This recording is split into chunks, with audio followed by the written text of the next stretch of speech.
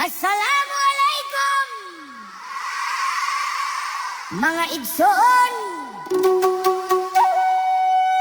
Gempiagen daw Mindanao.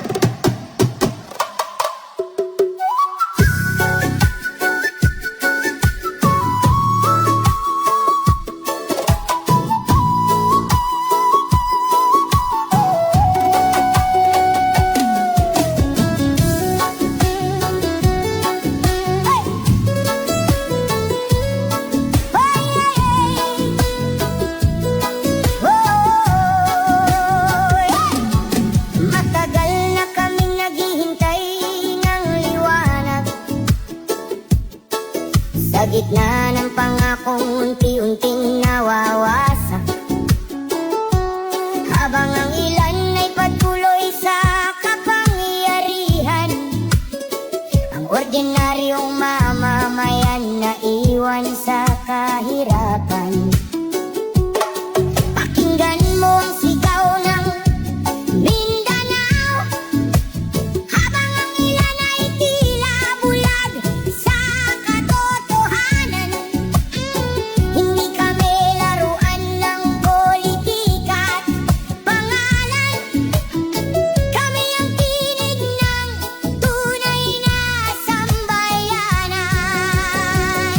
Hindi mabibili ang dangal ng bayan. Hindi kami yuyuko sa kasinungalingan. Panahon na upang muling magkaisa at ibangon ang pag-asa ng bawat pamilya. Hindi kami mananahimik habang may nasasaktan, habang ang mahirap patuloy na napapabayaan. The fire of the people still burns inside, kaya ang Mindanao maninindigan with pride.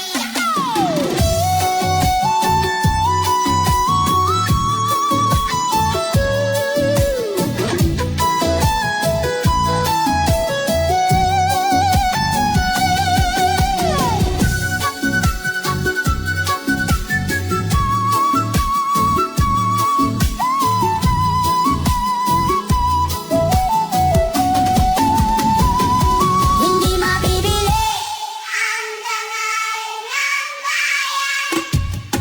Hindi kami uyuko sa kasinungalingan.